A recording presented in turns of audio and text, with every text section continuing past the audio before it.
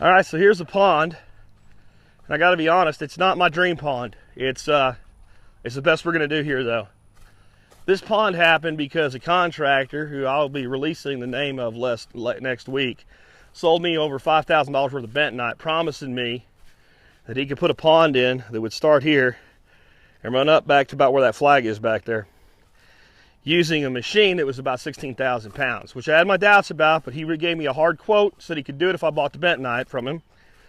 And then he didn't show up. And he didn't show up. And he didn't show up, and then he bailed on the job. And some of you that watch my channel know I brought in a machine twice the size of the machine he was going to use, and this was what we were able to do. And it is what it is. And it's going to be a nice, they're going to frog. What we're really surprised by so far, guys, is how much biodiversity has come into this already. And I'm trying to, right now, get some food out, some fish food out one-handed. But we have frogs. The roadrunners are here drinking. We've had deer already down here. I ain't never seen a deer around here till we put this pond in. We've had raccoon tracks, which of course I'm not exactly thrilled with. But really, the amount of biodiversity that's coming here already. We'll just see if any of the cats come up. Like I said, they like to eat more in the evening. But no, there's some coming up right now. We put 300 channel cats in here. And there they go.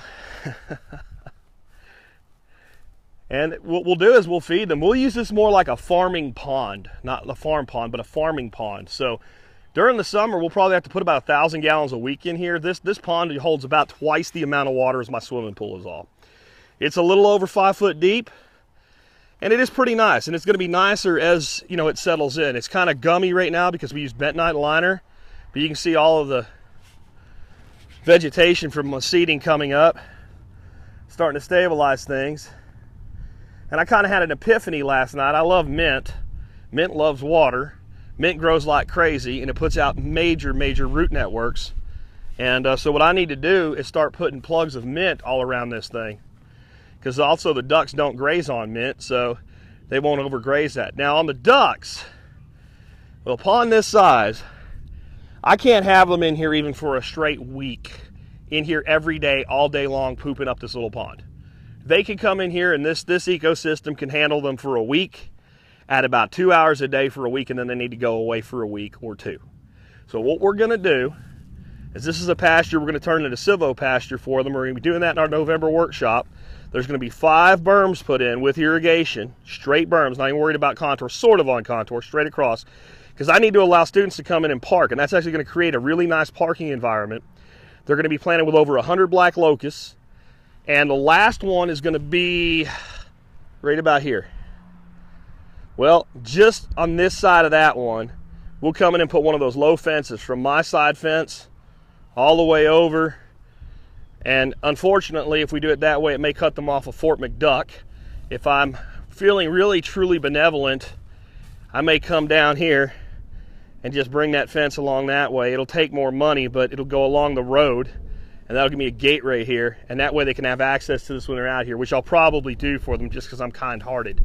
And then we'll have that gate available, and what we can do with that gate is about 2 hours before sundown, when they're in this pasture, open that gate and let everybody in there. And that's probably going to be the best way to manage this. And you know, I wish we could have made this bigger. I've had several people on the videos, the catfish are still going out there. Several people on the videos say, you know, I think you should have made it bigger. I think you should have made it bigger.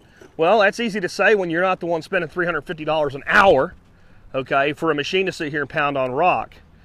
And that's what it cost me to get a machine in here, where a guy was willing to take his, you know, $500,000 excavator and risk damaging it by smashing rock for a full day. And people say, well, that's a high rate to pay. Well, do you want it done or not? And what you find is most excavator owners prefer to stay out of the rock if they can, and they need to make enough money if they're doing it, that if their machine gets damaged, it was worth it. And that's just what it takes. And you guys have heard me complain about rock for so long, you might be tired of it, but what I'm really excited about is I get to show you what I've been talking about now. Look at that mamma jamma. Look at that, ladies and gentlemen. That weighs about as much as your average car, I think. I mean, Give you a little scale on that, and they're all across the rest of the dam like that to that break right there. All of that came out of that hole. And he had them all piled up over here, and he goes, do you want to clean this up with your Bobcat before I put those, and then put those rocks up there yourself, or do you want me to do it for you? I'm like, you need to put that up there for me. I can't move those things.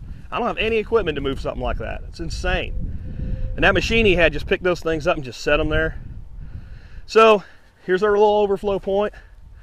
And we can fill the pond a bit more before it overflows. The footprint of the pond to come to about right here before it really starts to overflow.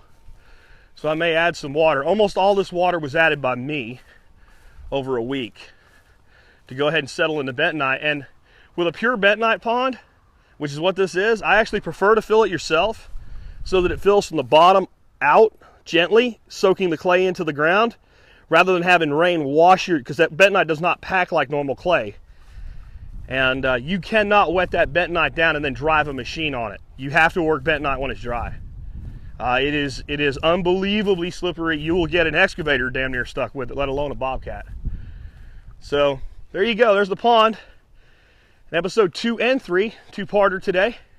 Hope you enjoyed it. Yeah, it's a little green, but we got some plans to help keep it clean. And we'll be actually running some electrical stuff down through here, putting some aeration in this pond. And I even have a thought. There just might be some form of, I guess you'd call it pondponics going on here eventually, with a pump in that pond using some gravity flow and setting up some filtration coming back down in. That would be really cool, and I have some really cool ideas how to do it, but that's going to take a back seat to a lot of the other things that we've got to get done this fall. So there you go, guys. Have a great day.